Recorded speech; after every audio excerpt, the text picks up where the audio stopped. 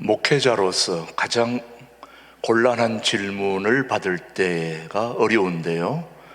어떤 질문이냐 하면은 주일 성수를 잘하고 주일날 한 번도 빠지지 않고 헌금 생활도 충실하게 하고 교회의 모든 봉사까지도 다 잘하는데도 불구하고 어려움이 생겼을 때에, 고난이 왔을 때 하나님이 왜 이렇게 저에게 고난을 주실까요? 라고 질문했을 때 대답을 해도 시원치 않은 대답이 될 수밖에 없을 때 참 곤란합니다. 자,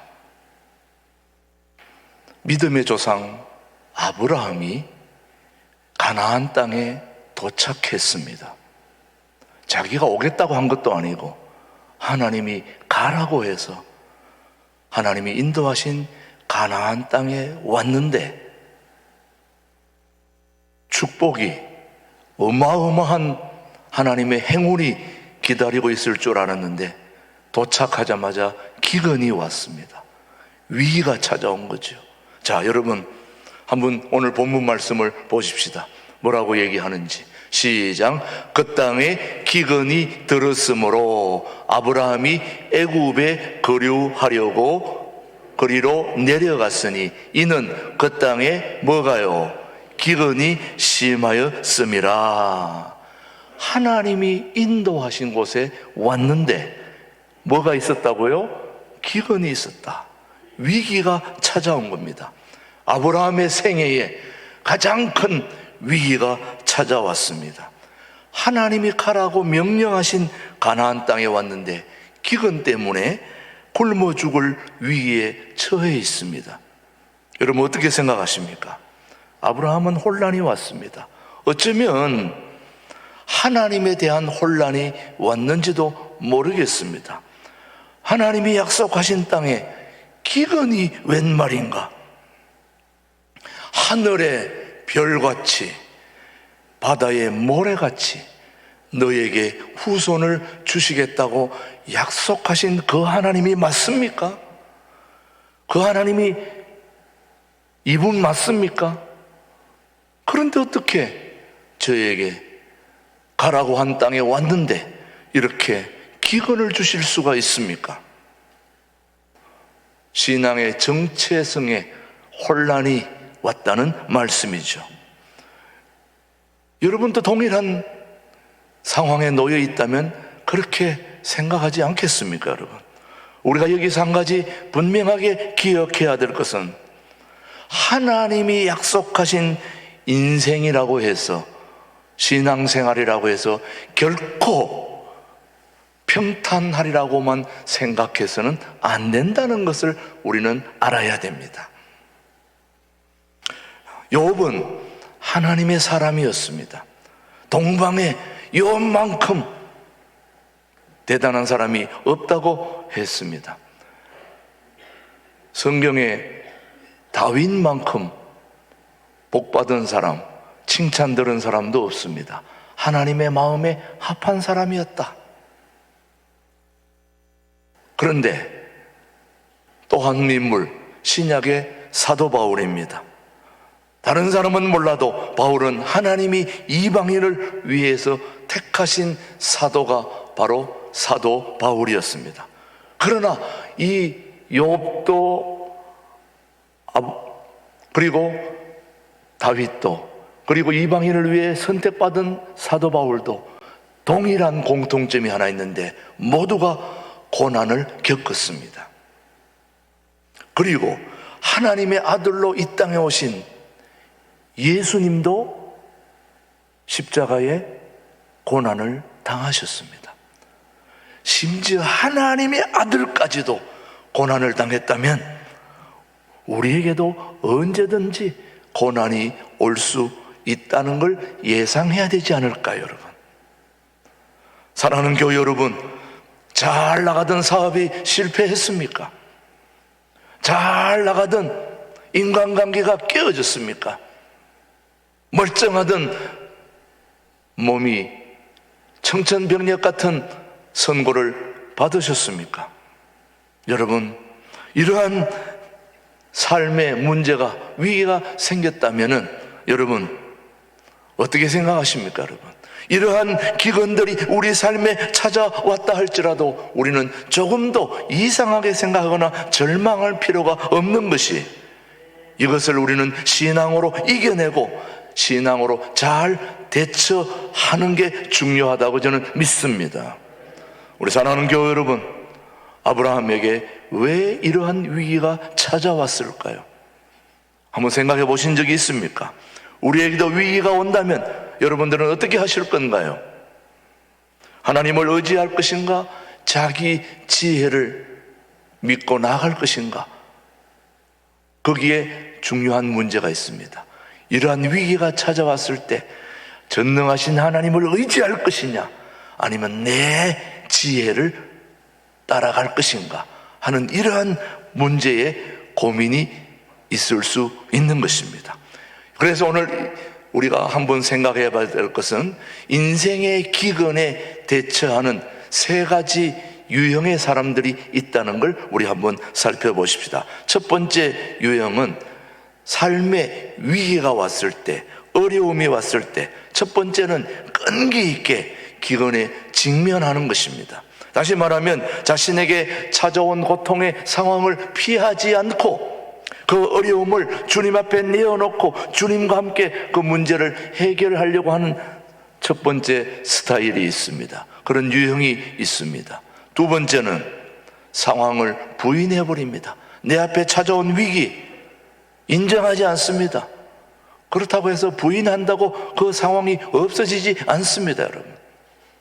여러분은 어느 유형에 해당되는지, 첫 번째는 문제를 직면했을 때 그 문제를 놓고 기도하면서 직접 대처하는 방법이 있고, 또 하나는 문제를 부인해버리는 겁니다.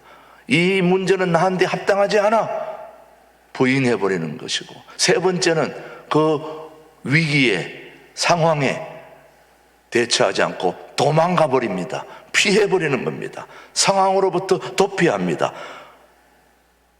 여러분은 어디에 해당되십니까? 참된 승리를 이루려면 문제로부터 도망치는 것이 아니라 문제에 직면해야 되죠. 이 세 가지 유형 중에 아브라함이 어디에 속했습니까? 문제를 놓고 기도했습니까? 부인했습니까? 도망갔습니까? 아브라함은 어디에 해당됩니까? 애굽으로 도망갔죠, 여러분. 우리 믿음의 조상 아브라함이 그렇게 도망 다니던 사람이라는 걸 기억해야 됩니다, 여러분. 그는 불행하게도 하나님 앞에서 문제에 직면하기보다는 도피했습니다. 애굽으로 내려가는 길을 선택했습니다. 하나님이 약속하신 땅을 버리고 목숨을 구하기 위하여 애굽으로 내려갔다는 거죠, 여러분. 그런데 문제는 아브라함이 기근을 피하여 애굽으로 내려갔는데 문제는 더 큰 위기를 만났다는 겁니다.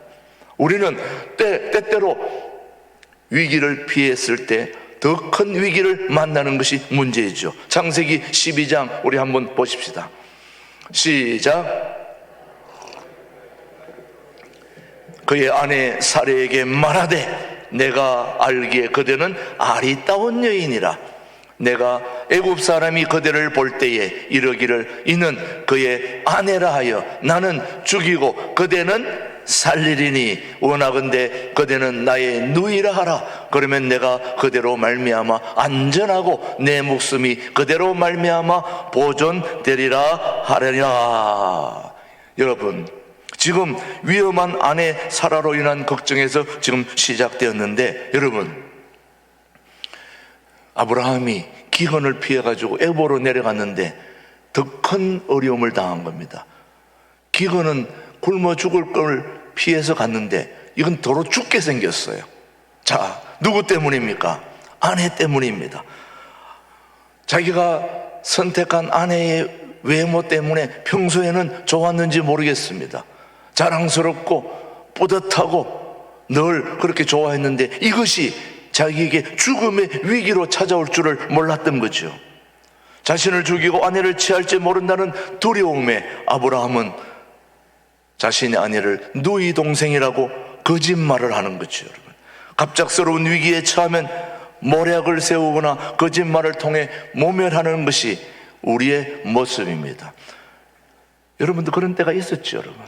위기를 당했을 때 솔직하게 대면하는 것보다는 나도 모르게 거짓말을 해서 그 위기를 모면했을 때 있지 않았습니까? 저도 종종 그런 때가 있는 걸 생각해 보면 부끄러움을 느낍니다. 자, 우리 창세기 12장, 그때 우리 아브라함이 어떻게 됐는지 시작. 아브라함이 애굽에 이르렀을 때에 애굽 사람들이 그 여인이 심히 아리따움을 보았고 바로의 고관들도 그를 보고 바로 앞에서 칭찬함으로 그 여인을 바로의 궁으로 이끌어 들인지라. 이에 바로가 그로 말미암아 아브라함을 후대함으로 아브라함이 양과 소와 노비와 암수 나귀와 낙타를 얻었더라. 그러나 어떻게 됐습니까? 시작. 여호와께서 아브라함의 아내 사레의 일로 바로와 그 집에 큰 재앙을 내리신지라. 아브라함은 자기 목숨을 지키기 위해 사라를 위험으로 내몰았던 쫄짱부였습니다, 여러분. 근데 문제는 바로가 사라를 취하게 되면 문제는 하나님의 약속인 후손이 끊어지고 마는 축복이 끝장나고 마는 거죠. 그래서 아브라함이 처한 위기의 순간에 하나님이 개입하셔서 바로와 그 집에 재앙을 내리신 것입니다. 바로와 그 집에 큰 재앙을 내려서 신앙을 저버린 아브라함의 행동이 다른 이들에게까지 악영향을 끼친 것입니다.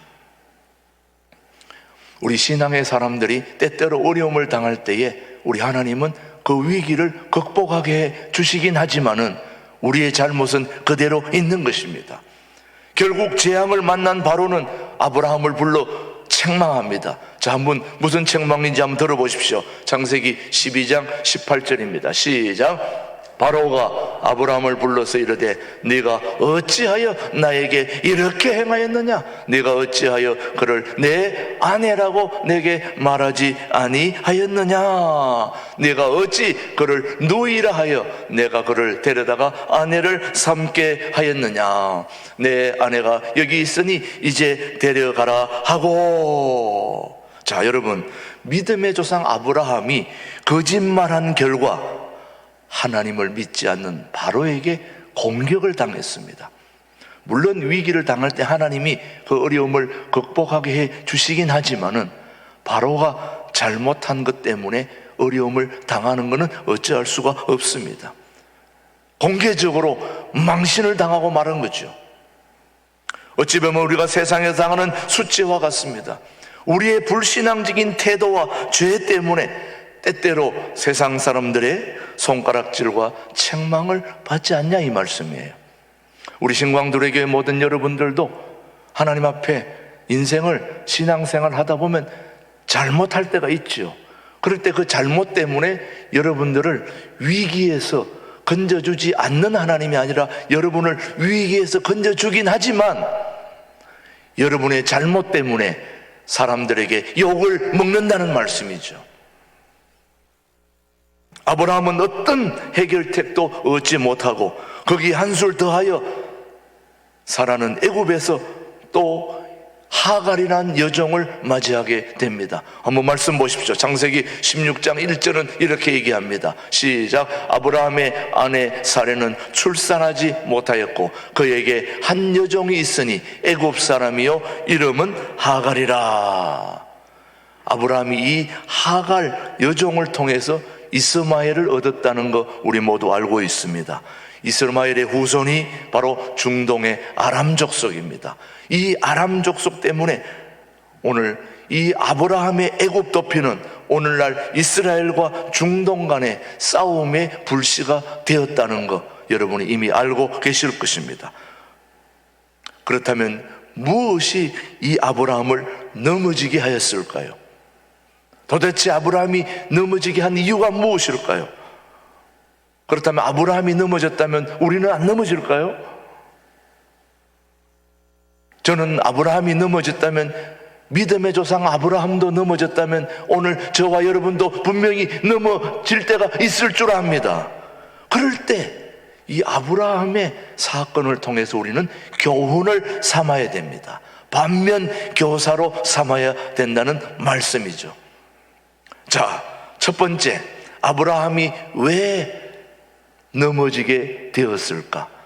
우리는 두 가지 교훈을 살피는데, 첫 번째 교훈은 이 아브라함이 환경이 아니라 말씀을 따라 살아야 되는데 그렇게 살지 못했다는 것입니다.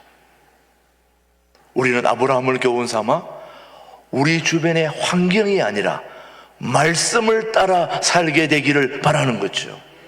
사랑하는 교회 여러분, 아브라함의 실수는 철저히 하나님의 말씀을 붙잡지 않고 상황 변화에 따라 움직였습니다. 이게 바로 아브라함의 치명적인 실수였습니다. 그는 하나님의 지시에 따라 애굽으로 간 게 결코 아니었습니다. 본인의 판단으로 간 것입니다. 성경은 애굽을 세상과의 타협으로 묘사합니다. 이사야서 31장 1절은 우리에게 이렇게 얘기합니다. 시작. 도움을 구하러 애굽으로 내려가는 자들은 화 있을진저 그들은 말을 의지하며 병거의 많음과 마병의 심히 강함을 의지하고 이스라엘의 거룩하신 이를 앙모하지 아니하며 여호와를 구하지 아니하나니. 이사야서에서는 이스라엘 백성들이 말과 병과 마병이 많은 애굽으로 내려가는 것을 하나님은 금하고 있습니다. 왜 그랬을까요? 문제는 장소에 있지 않습니다, 여러분. 애굽으로 내려가는데 애굽이 문제가 아니네. 하나님의 말씀에 있는 것입니다. 특별한 때에는 애굽으로 내려가는 걸 허락했던 분이 우리 하나님이십니다.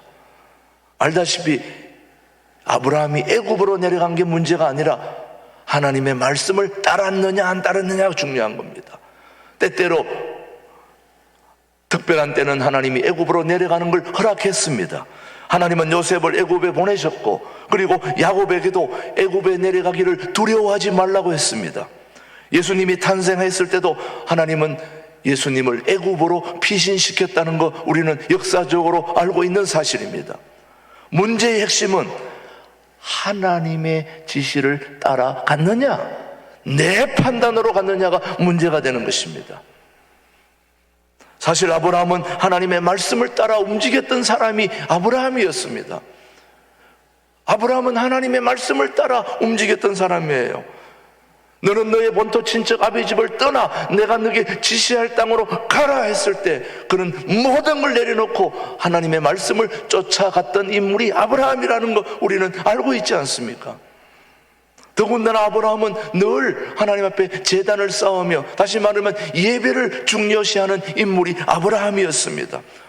하나님은 예배 드리는 중에 하나님의 지시를 받을 수 있었던 인물이 또 아브라함이었습니다. 그런데 아브라함이 애굽에 내려가 있는 동안 아브라함이 여호와를 위하여 단을 쌓았다는, 오늘날로 말하면 예배를 드렸다는 기록이 나와 있지 않다는 데 문제가 있는 것입니다.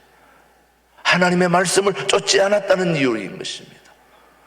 그렇다면 아브라함도 그렇게 했다면 저와 여러분도 저는 똑같다고 생각합니다. 우리가 늘 넘어지는 이유가 바로 여기에 있는 것입니다. 인생의 문제에 부딪힐 때 하나님의 뜻을 구하지 않고 결정하는 것입니다. 하나님의 뜻을 구하지 않고 내 마음대로 하나님을 기다리기보다는 성급하게 내 판단을 존중할 때 우리는 넘어지게 되는 것입니다. 여러분, 명심해야 됩니다. 비단 아브라함뿐만 아니라 저도 하나님의 뜻을 기다리기보다는 너무 지쳐서 내 판단대로 할 때가 너무 많습니다. 여러분, 돌이켜보면 그것이 결코 이롭지가 않았던 것입니다. 여러분, 사랑하는 교회 여러분, 하나님의 지혜와 방법이 아닌 우리의 지혜로 문제를 해결하는 것을 우리는 경계해야 합니다. 여러분, 이럴 때 우리는 실패를 맛보게 되기 때문이죠. 여러분, 우리 신광두레교회 성도들은 하나님의 지혜와 방법이 아닌 우리의 지혜로 문제를 해결하지 않게 되기를 바랍니다.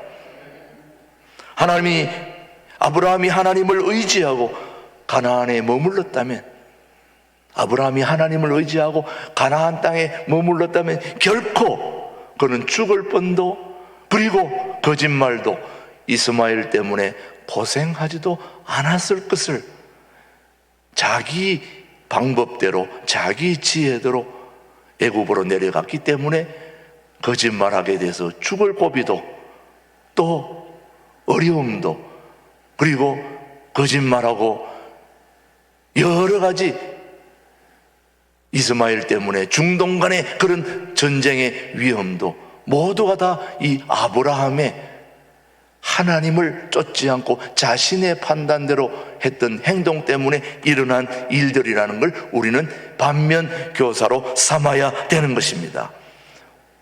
그런데 문제는 여러분, 애굽에 내려간 아브라함은 얼마 못 있어서 곧 다시 가나안으로 다시 쫓겨옵니다.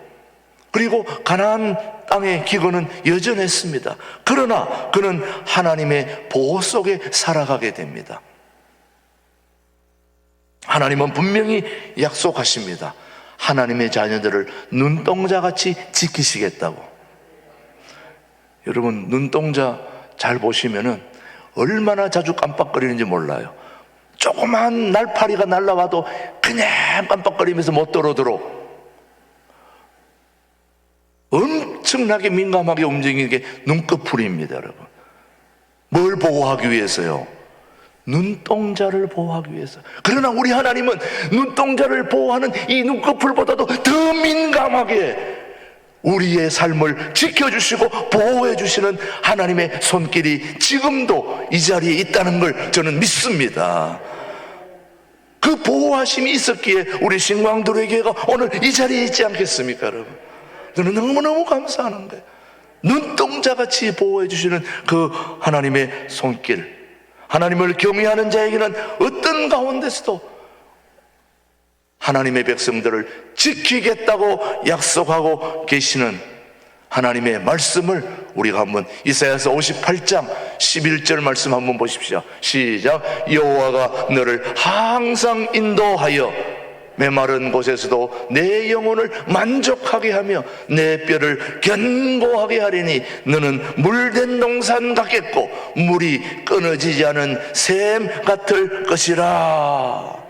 마른 곳 기근의 땅에서도 하나님은 우리의 영혼을 만족하게 하시겠다고 약속하시고 말씀하시는 그 하나님이 우리의 하나님이십니다.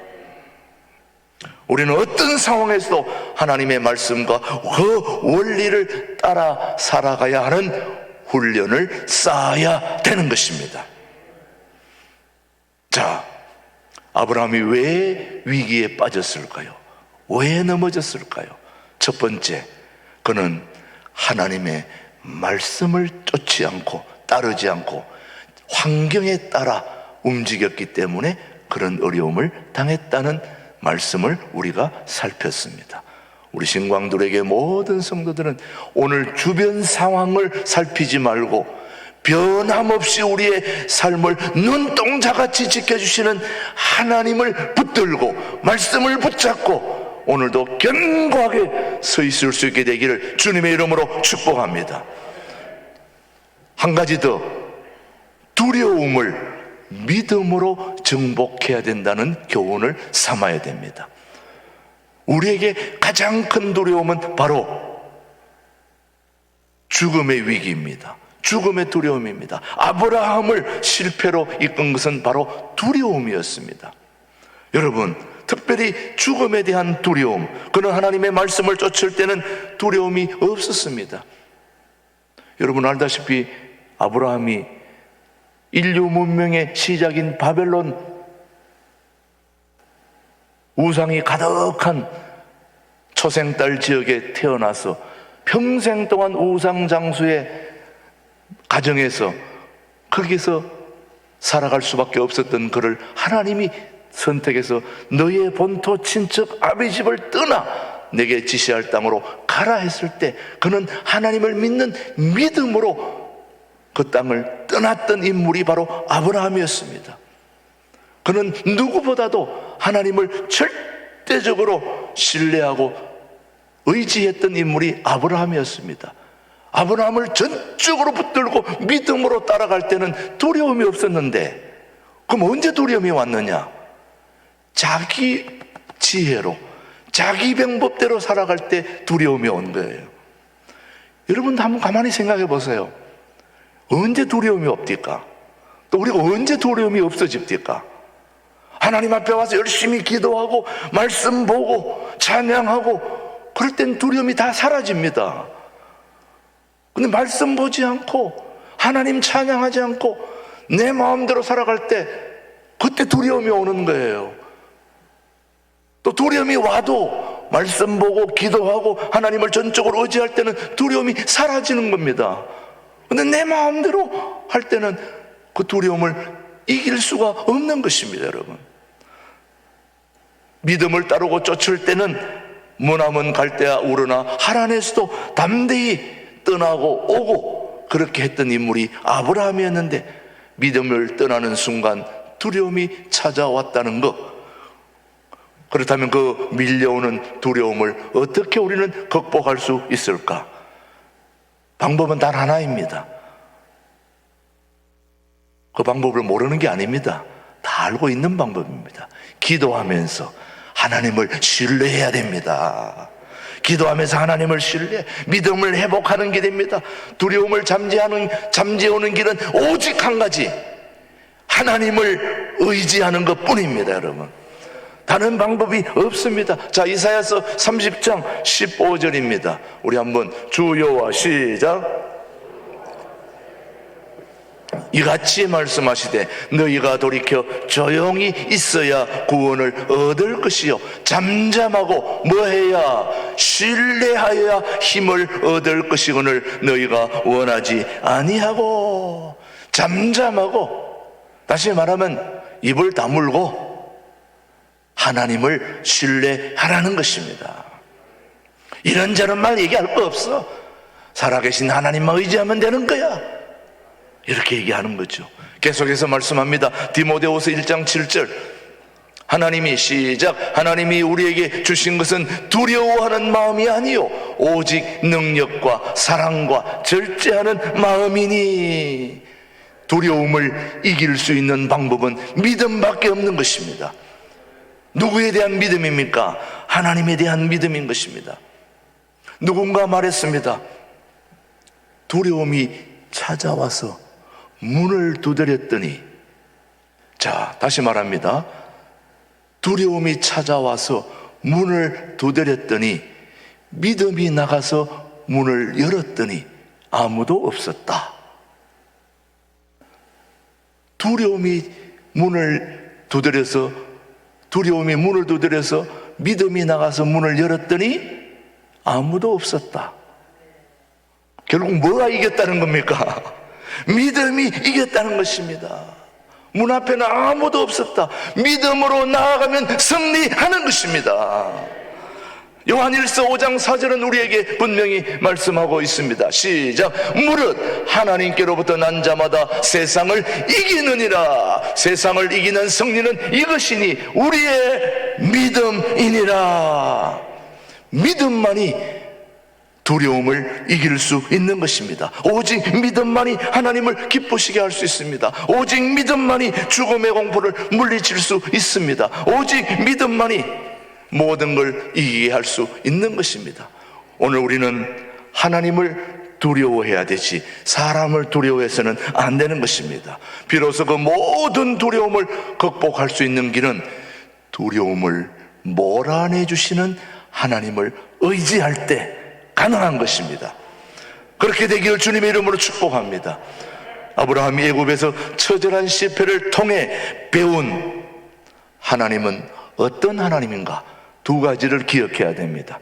아브라함이 실패를 통해서 애굽에서 배운 하나님은 어떤 하나님이냐? 전능하신 하나님이십니다. 엘샤다이 하나님, 못할 것이 없는 전능하신 하나님이 아브라함을 위기에서 구해주셨다는 것을 아브라함은 경험했습니다. 하나님을 새롭게 알게 됩니다. 하나님이 바로보다 크신 분이기에 두려워할 것이 없다는 사실을 깨달은 것입니다. 우리가 때때로 세상에 살다 보면 세상의 왕, 대통령, 권력을 두려워하겠는데 사실은 그 권력을 주신 분이 하나님이십니다. 그러면 우리는 누구를 두려워해야 됩니까? 하나님을 두려워해야 되는 거죠, 여러분. 이 사실을 있는 한 우리는 두려움을 이길 수가 없는 것입니다. 전능하신 하나님을 이기는 방법은 두려움을 극복하게 해주시는 하나님을 의지하는 것입니다. 이것을 알고 난 아브라함, 다시 말하면 바로보다 더 위대하신 하나님이 있다는 사실을 아브라함이 알고 난 후부터는 아브라함에게 담대한 여유가 생긴 것입니다. 우리는 실패 현장에서 우리를 내버려 두시고 버려주시는 그런 하나님이 아니라 실패의 모든 삶에서도 우리를 건져주시는 전능하신 하나님이 예나 오늘이나 그대로 존재하고 있다는 사랑, 이 사실을 결코 잊어서는 안 되는 것입니다. 이것을 아브라함이 실패를 통해서 만난 하나님이라는 사실을 저도 여러분도 꼭 명심하게 되기를 바랍니다. 한 가지 더, 아브라함이 실패를 통해서 만난 첫 번째 하나님은 전능하신 하나님이었는데, 두 번째는 실패한 자를 품어주시는 사랑의 하나님을 또 경험하게 되었다는 것입니다. 우리 하나님은 우리가 실패하고 또 위기를 만났을 때 그냥 내버려 두고 팽개쳐 두시는 하나님이 아니라 너 그렇게 하면 안 돼! 하고 한 대 뺨을 때려주시고 정신 차리라고 그렇게 하시는 분이 아니라 실패하고 위기에 빠진 아브라함을 그대로 그냥 안아주시고 품어주시고 극복하게 해주시는 사랑의 하나님이 바로 아브라함의 하나님이었다는 사실을 아브라함은 실패를 통해서 만나게 된 것입니다. 사랑하는 교회 여러분, 하나님은 아브라함을 징계하시기보다는 오히려 물질의 부요까지 챙겨주시는 하나님, 그래서 사랑으로 알게 해주시고 깨닫게 해주시는 하나님, 창세기 13장 2절 말씀은 우리에게 말합니다. 시작. 아브라함의 가축과 은과 금이 풍부하였더라. 실수하고 잘못하면 있는 것 가지고 다 뺏어가야 되는 하나님인데 오히려 실패한 아브라함에게 더 많은 걸 챙겨주심으로 말미암아 나는 그렇게 째째한 하나님이 아니다, 더 풍성하게 챙겨주시면서 똑바로 해라는 주님의 사랑이 풍성하게 담겨 있는 걸 아브라함은 경험하게 되는 것입니다. 하나님은 우리의 연약함을 아시는 분입니다. 그 연약함을 깨달아 하나님을 의지하기를 바라시는 것입니다. 하나님은 우리를 결코 포기하지 않으십니다. 여러분이 쓰러지고 실패하고 넘어져도 여러분을 붙들어 일으켜 주시고 복을 주시는 하나님이 우리 하나님이십니다. 시편, 오늘 본 시편 37편 23절은 너무너무 중요한 말씀입니다. 시작. 여호와께서 사람의 걸음을 정하시고 그의 길을 기뻐하시나니 그는 넘어지나 아주 엎드러지지 아니하면 여호와께서 그의 손으로 뭐하심이라 붙드심이라. 우리 하나님은 어느 날 아브라함의 생에 찾아온 위기 가운데서도 실패와 위선에도 불구하고 그를 믿음의 조상으로 세워주셨던 것처럼 우리도 신앙생활하는 가운데 찾아오는 위기와 실패와 고통 속에서도 우리를 위기에서 구해주시고 품어주시는 전능하신 하나님, 사랑의 하나님을 붙들고 올 한 해 우리가 승리할 수 있게 되기를 주님의 이름으로 축복합니다. 축복합니다. 기도하겠습니다. 하나님 아버지 감사합니다.